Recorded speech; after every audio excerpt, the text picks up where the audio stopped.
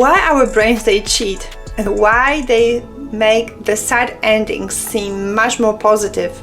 Science actually tells us that our brains are made to rewrite sad endings into more positive. So let's break it down. Happy endings give our brain a chemical reward.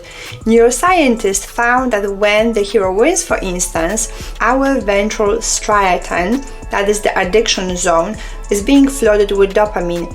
And this is the same chemical that makes the TikTok scrolling or sugar irresistible. Studies also show us that predictable, happy endings give us more satisfaction than some surprise twists.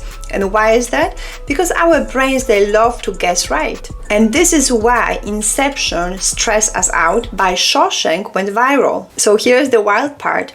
Our brains, they can actually edit the endings to make us feel better. In psychology, we call this fictional reconception. So for instance, we remember Titanic as a love story, not as tragedy, because our brain makes us remember the positive bits. In 2022, research demonstrated how 68% of viewers misremember sad endings as more positive over time.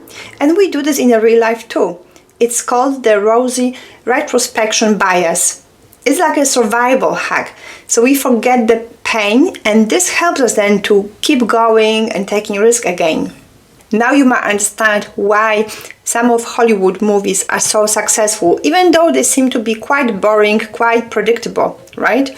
So it is not about Hollywood being lazy, but it is about them being able to exploit our brain. A UC Berkeley study proved films with happy endings earn 37% more money.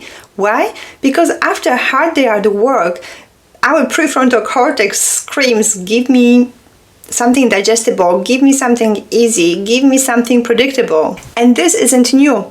Even in 30s, studios they were required to show that good guys were winning. And now, 100 years later, we are still addicted to this.